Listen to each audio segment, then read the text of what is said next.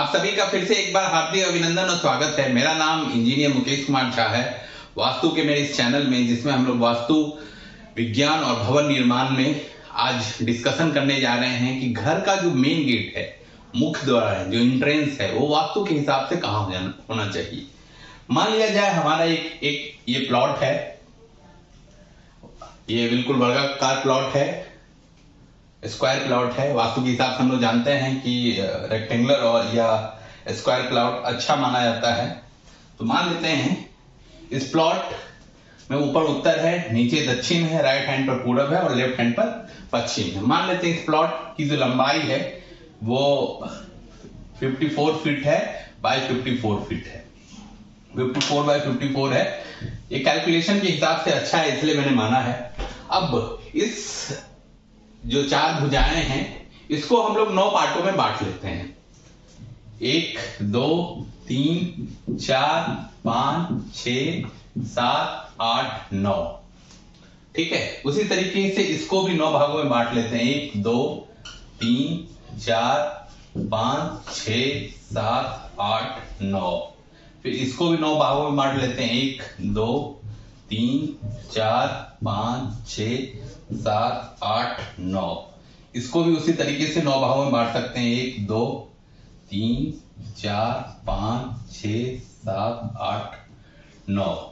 अभी 54 feet by 54 feet का ये प्लॉट है, यानी कि एक पार्ट जो है वो 6 फीट का हो गया। यहां से यहां तक 6 फीट और फिर यहां से यहां तक 6 फीट। 6 फीट अगर आप सब ऐड करेंगे तो ये 54 फीट का यहां से यहां तक लेंथ जो है इसका, ये 54 फीट का हो जाएगा। तो अभी रोड किधर भी हो, किस डायरेक्शन में रोड हो, इस चारों दिशाओं में कहां से एंट्रेंस सबसे बेस्ट होगा वो मैं आपको बताने वाला हूं वास्तु के हिसाब से। तो पहला एंट्रेंस हम लोग उत्तर की बात करते हैं, नॉर्थ डायरेक्शन में।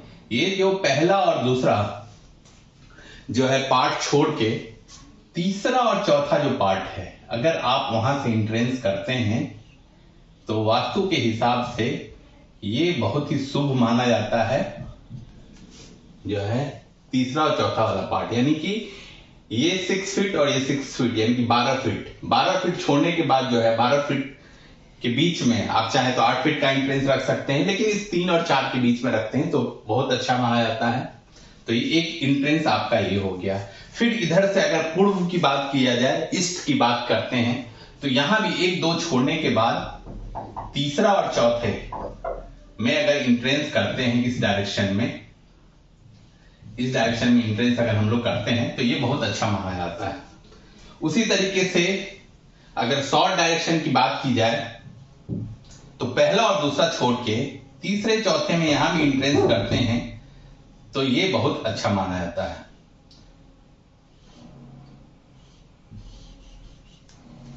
अब आते हैं पश्चिम डायरेक्शन में। पश्चिम डायरेक्शन में हम लोग सभी जानते हैं कि ये वास्तु पुरुष का जो है यहां पर पैर है, तो इतना पोर्शन हम लोग 4 इधर से छोड़ देते हैं। 1 2 नहीं, 3 नहीं, 4 पोर्शन छोड़ देते हैं। 5th पोर्शन का जो एंट्री है वो सबसे अच्छी मानी जाती है। तो अगर आपको थोड़ा बढ़ाना है, गेट बड़ा करना है, तो थोड़ा सा 6 का पार्ट ले लीजिए, थोड़ा सा 4 का पार्ट ले लीजिए। तो सेंटर की जो एंट्री है, ये वेस्ट की जो सेंटर डायरेक्शन की जो एंट्री है, ये सबसे अच्छी मानी जाती है। अब बहुत सारे लोग कहेंगे कि सर मैंने तो पढ़ा है कि नॉर्थ ईस्ट की एंट्री बहुत अच्छी मानी जाती है, ईस्ट की एंट्री अच्छी मानी जाती है, आपने तो कुछ और ये बता दिया। अभी आप साइंस के हिसाब से भी देखिए या वास्तु के हिसाब से भी देखिए, वास्तु पुरुष का सिर यहां पर है, तो क्या यहां एंट्री होना चाहिए? इसलिए एग्जैक्ट यहां एंट्री नहीं होना चाहिए। और कई वास्तु वाले लोग बोलेंगे कि नॉर्थ ईस्ट में जो है बच्चों का स्टडी रूम हो, पूजा रूम हो, एंट्री हो, बोर्डिंग हो, सारा कुछ यहां होगा। कैसे संभव है? इसीलिए साइंस के हिसाब से एंट्री जो है आपको मैंने ये यहां बताया। अब आप गौर करके देखिए कि एक भी एंट्री जो है एक दूसरे को क्रॉस वेंटिलेशन नहीं है। कभी भी बाउंड्री में, ये प्लॉट का बाउंड्री है, ये मकान के बाउंड्री से अलग होता है, इसमें कभी भी क्रॉस वेंटिलेशन नहीं होता है। क्रॉस वेंटिलेशन कहने का मतलब है कि मान लिया जाए कि किसी का उत्तर से भी सड़क है, मान लिया जाए किसी का उत्तर से भी सड़क है और दक्षिण से भी सड़क है, दोनों डायरेक्शन में सड़क है। तो इस डायरेक्शन में आप देखिएगा इसके सामने जो है यहां पर कभी भी मेन एंट्री अगर यहां डाल देते हैं तो यहां नहीं डालिए, अगर यहां डालते हैं तो यहां नहीं डालें। तो क्रॉस वेंटिलेशन नहीं है ना इसके सामने में ना इसके सामने में। तो ये मेन जो है हम लोग मुख्य द्वार जो प्लॉट के अंदर में आते हैं, प्लॉट के अंदर में आते हैं उसका मुख्य द्वार है। अब बहुत सारे लोग हम मुझे बोलेंगे कि सर हमारे यहाँ तो गवर्नमेंट बोलती है कि कॉर्नर में आप बनाइए, इस कॉर्नर में बना लीजिए या कोई सा कॉर्नर में आप मेन एंट्री कीजिए। और देखा जाए तो फिजिबल भी वही है कि कॉर्नर में लोग एक किसी कॉर्नर में या तो यहां एंट्री कर लेते हैं, यहां एंट्री कर लेते हैं, यहां एंट्री कर लेते हैं, यहां एंट्री कर लेते हैं, फिर भी मेजर वास्तु दोष नहीं होता है। क्यों नहीं होता है उसका मैं कारण बताता हूं आपको। मान लिया ये प्लॉट है, इसके अंदर घर बना हुआ है, इंडिविजुअल किसी का घर बना हुआ है, 2-3 फ्लैट बना हुआ है, तो ये जो मुख्य द्वार का शुभ और अशुभ वो तीनों लोगों में बराबर से बढ़ जाएगा। अपार्टमेंट में अगर 100 फ्लैट है तो 100 लोगों में बढ़ जाएगा। तो मुख्य द्वार वास्तु के हिसाब से तो यहां होना चाहिए, लेकिन वास्तु बिल्कुल साइंस है, आप बिल्कुल घबराइए मत। अगर किसी का मेन डोर अगर ईशान कोण में है, यहां पर है, तो कोई दिक्कत नहीं है। अब उनका जो कंस्ट्रक्शन एरिया है उस एरिया में उनको देखना चाहिए कि वहां उनका मुख्य द्वार कहां है। तो मान लिया जाए इस प्लॉट में यहां पर कंस्ट्रक्शन किया हुआ है, तो सेम वास्तु जो यहां अप्लाई हो रहा है उसी को आप 9 पार्टों में आप इसको बांट लेते हैं, इसको 9 बराबर भागों में बांट लेते हैं। और अगर रोड इधर से आ रहा है, मान लिया जाए ये उत्तरमुखी प्लॉट है और किसी ने यहां कंस्ट्रक्शन किया है अपना, यहां पर उन्होंने किसी ने बता दिया कि ईशान कोण से एंट्री कीजिए, तो उन्होंने ईशान कोण में एंट्री कर लिया। तो अब उनको क्या करना चाहिए कि उत्तरमुखी घर है तो मैंने बताया उत्तरमुखी में तीसरा और चौथा नंबर छोड़ के, तो यहां से 1-2 काउंट करें और तीसरा चौथा छोड़ के यहां एंट्री कर लें। तो ये जो घर में वो जब वो एंट्री करेंगे तो इसका वास्तु दोष दूर हो जाएगा। अभी मान लिया जाए कि इस सेम प्लॉट में ये जो सज्जन है ये यहां से एंट्री कर रहे हैं, 3/4 से एंट्री कर रहे हैं। इन्होंने वास्तु पढ़ा, किसी का देखा, बोले कि 1-2 छोड़ के इधर एंट्री कर दिया, इधर भी 1-2 छोड़ के एंट्री कर लिया। तो आप गौर करके देखेंगे ये आमने सामने हो गया है दोनों एंट्री। कभी भी 2 मुख्य द्वार एक दूसरे के आमने सामने नहीं होना चाहिए, बहुत बड़ा वास्तु दोष है। अगर पॉजिटिव एनर्जी आती है या नेगेटिव एनर्जी आती है एक दूसरे को क्रॉस करके कट कर देगी, ये अच्छा नहीं है। अगर ऐसा हो गया है तो ये द्वार को हमेशा बंद करके रखना चाहिए या पर्दा एक टांग के रखना चाहिए। 2 मुख्य द्वार आमने सामने कभी नहीं होना चाहिए, ये हमेशा गौर करके रखिएगा। और हो सके तो अगर मान लिया जाए यही प्लॉट है, मान लिया जाए यही प्लॉट है और साउथ से, अब उत्तर से ना रोड होके दक्षिण से रोड है, तो दक्षिण से रोड है तो आपको यहां से एंट्री करनी चाहिए। और अब सवाल उठता है कि दक्षिण से रोड है तो यहां तो एंट्री कर लिए, अब इस मकान के अंदर किधर से एंट्री करना चाहिए। तो मैंने बताया था कि नॉर्थ का जो डायरेक्शन होता है वो पॉजिटिव होता है, पॉजिटिव एनर्जी का होता है, और ईस्ट का डायरेक्शन जो होता है, ईस्ट और नॉर्थ जो होता है वो पॉजिटिव डायरेक्शन होता है। तो घर का प्लॉट का एंट्री किधर भी हो, आपको घर हमेशा पूरब या उत्तर मुंह करके बनाना चाहिए। तो आपको इसके अंदर जो आना चाहिए, अब आपको घर के अंदर आना है, आप प्लॉट के अंदर यहां से तो आ गए, यहां से आगे आप कुछ देर के लिए मान लेते हैं इस कॉर्नर से आ गए, लेकिन आपको चूंकि दक्षिण मुखी मकान है तो घर के अंदर किस कॉर्नर से आना चाहिए, तो आपको इसको 9 पार्ट में बांटना चाहिए पूरब डायरेक्शन में। आप उत्तर डायरेक्शन में तो फिजिबल नहीं है, नहीं तो पता चला कि ये उल्टा करके इधर मुड़ रहे हैं, घर पूरा उल्टा हो जाएगा, लेकिन पूरब डायरेक्शन में फिजिबल है। तो यहां से 1-2 पार्ट छोड़ के तीसरे और चौथे पार्ट में आप एंट्री कर लीजिए। यहां से अगर एंट्री हो जाता है तो ये द्वार और ये द्वार एक दूसरे के सामने नहीं पड़ेगा, इस घर का पूरा वास्तु दोष भी दूर हो जाएगा। अगर कोई बोलता है कि दक्षिण मुखी मकान खराब है, उसी तरह अगर मान लिया जाए ईस्ट में रोड है, बहुत अच्छा है, ईस्ट में रोड है, लेकिन इस तरीके से अगर इधर से 1-2 इस गेट के सामने में अगर ये गेट पड़ रहा है तो कभी ऐसा काम मत कीजिए, एक दूसरे के सामने में मत कीजिए। तब आप जो है घर का जो है द्वार यहां रख सकते हैं, या चाहे तो ऐसा कुछ करें कि थोड़ा सा शिफ्ट कर लीजिए इसको, या तो ऊपर शिफ्ट कर लीजिए या इसको नीचे शिफ्ट कर लीजिए। अगर घर का मेन जो है रोड है पश्चिम की तरफ हो, पश्चिम वाले मकान के लिए सबसे बेस्ट माना जाता है ये द्वार जो है सबसे बेस्ट माना जाता है। इसलिए माना जाता है कि वायु तत्व यहां पर, अगर यहां से बहुत सारे घरों में यहां से एंट्री लोग करते हैं, वायु तत्व यहां अधिकता होने से क्या होता है, घर में रहने वाले लोगों को जो है हमेशा एक डलनेस रहता है, उनको घर हमेशा बाहर निकाल देता है, घर से बाहर निकल जाता है, मन विचलित रहता है, कुछ बुरी आदतें लग जाती हैं। तो यहां से एंट्री करना बहुत ही शुभ माना जाता है। अब यहां से एंट्री करते हैं पश्चिम प्लॉट के अंदर आपको कहां से एंट्री करनी चाहिए? प्लॉट के अंदर आपको 1 2 छोड़ के तीसरे चौथे जगह पर यहां से एंट्री कर लेनी चाहिए। आपके प्लॉट के अंदर तो यहां से एंट्री करें, आपने जो घर बनाया आपको यहां से एंट्री करनी चाहिए, यानी कि आपका घर उत्तर मुखी बनाना चाहिए। तो एंट्री किधर से भी हो, घर के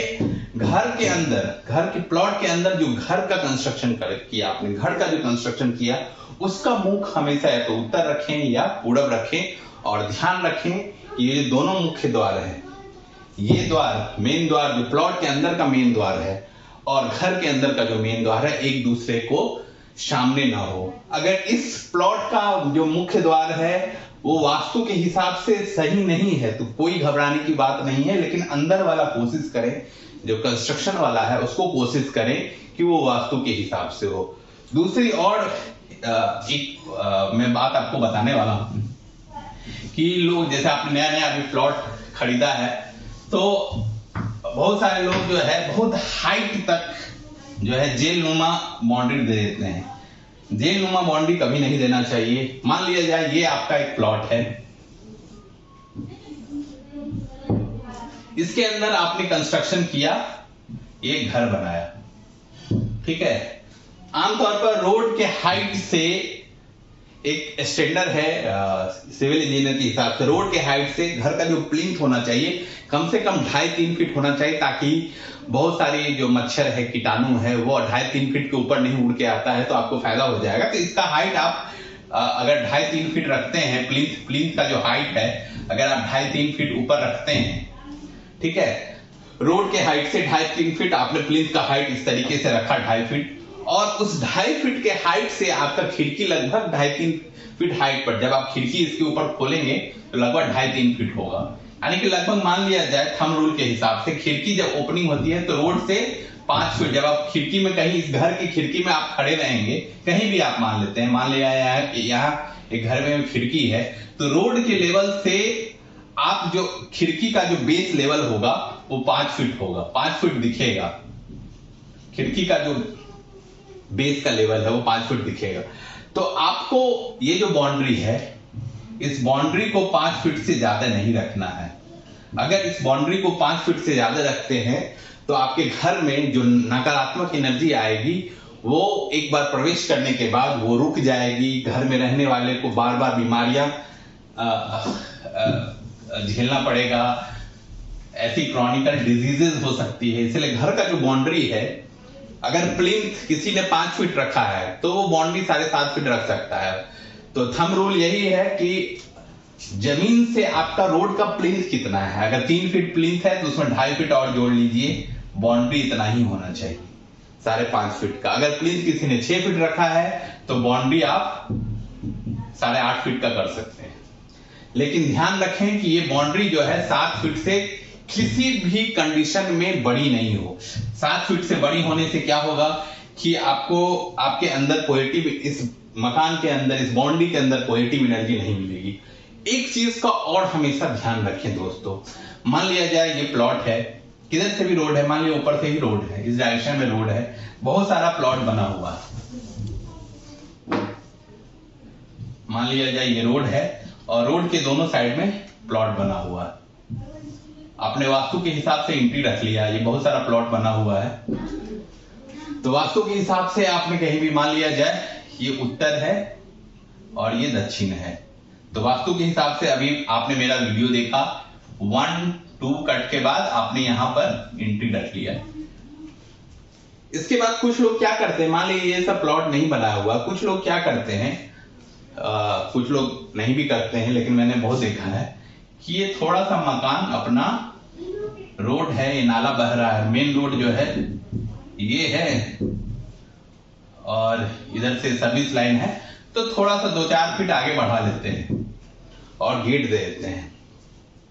यहां पर उन्होंने गेट दे दिया। आप वास्तु के हिसाब से कितना भी अच्छा मकान बनाइए, अगर आपने इस तरीके से कर लिया और मान लिया जाए ये आदमी का घर नहीं है, आने वाले समय में ये भी बनाएगा और इसने ये पीछे बना लिया अपना घर और ये आदमी ने भी पीछे बना लिया इसका घर, तो क्या होगा कि जितनी भी नकारात्मक एनर्जी है, विंड प्रेशर है और भी बहुत सारे नकारात्मक आपके यहां तक टकराएगा। उस समय तो आपको अच्छा लगेगा कि आपने रोड पर घर बना लिया, रोड 2-4 फीट आपको मिल गया, हो सकता है दुकान ही बना लिया, लेकिन धीरे धीरे नकारात्मक एनर्जी यहां जमा होते जाएगा। धीरे धीरे वास्तु इसका आपको अशुभ फल देगा। एक दिन में नहीं देगा, 2 दिन में नहीं देगा, 10 साल 20 साल के बाद आपका पूरा का पूरा वंश खत्म हो सकता है। बच्चे जो है, हो सकता है आपके पास पैसा बहुत आ जाए लेकिन बच्चों को पढ़ने में मन नहीं लगेगा, बहुत सारी नकारात्मक एनर्जी बन जाएगी। तो वास्तु के ही अनुसार हम लोगों को हमेशा रोड से थोड़ा सा हट के हमेशा गेट देना चाहिए। रोड से थोड़ा सा अगर आप हट जाते हैं, आप देखे होंगे बहुत सारे जो बेंगलो बनते हैं उसमें जो गेट लोग देते हैं इस तरीके से, अगर ये रोड है तो रोड से हट के देते हैं। क्यों देते हैं? ये वास्तु के हिसाब से बहुत ही अच्छा माना गया है, बहुत ही ठीक है। अगर आप रोड से थोड़ा सा अंदर कर लीजिए अपने गेट को, इससे क्या होगा कि आपके घर में पॉजिटिव एनर्जी आएगी, नेगेटिव एनर्जी दूर हो जाएगी। अगर संभव है तो आप पूरा का पूरा जो है यहां तक आप रोड में थोड़ा सा जमीन अपना छोड़ दीजिए और यहां पर अच्छे अच्छे पौधे वृक्ष पेड़ लगा दीजिए। इससे और भी आपके घर की नकारात्मक एनर्जी, मतलब कुछ लोग बोलेंगे कि ये जमीन हमने रोड को दे दी है सरकार, मेरा नुकसान हो जाएगा। मैं बताता हूं, वास्तु एक ऐसा फलदायी होता है कि आपने जो ही ये काम किया, आपको आने वाले समय में आपको इसका पॉजिटिव असर मिलेगा और 2-4 सालों में हो सकता है आपका इनकम डबल हो जाए, आपके बच्चे अच्छी जगह पढ़ने लगे, बच्चे का पढ़ने में मन लगने लगे, बच्चे कहीं सेटल हो जाएंगे। तो वास्तु हमेशा फलदायी होता है क्योंकि ये बिल्कुल साइंस है। तो मेरे इस वीडियो में मैंने आप गौर के देखते होंगे कि मैं हर वीडियो में नंबरिंग करता हूं। तो इस वीडियो में मैंने आपको आज चर्चा किया कि वास्तु के हिसाब से एंट्रेंस कैसा होना चाहिए। नेक्स्ट वीडियो में हम लोग चर्चा करेंगे कि मेन द्वार का कलर क्या हो, किस चीज का बना होना चाहिए, कितना होना चाहिए, 2 होना चाहिए, 4 होना चाहिए, कितने पल्ले का होना चाहिए, हार्ड कितना होना चाहिए, साइज कितना होना चाहिए। तो आप सभी से रिक्वेस्ट है कि मेरे इस वीडियो को अगर आपको पसंद आया हो तो सभी लोग लाइक करें, शेयर करें, सब्सक्राइब करें, अपने मित्रों दोस्तों को बताएं। बहुत बहुत धन्यवाद। आपका दिन शुभ हो।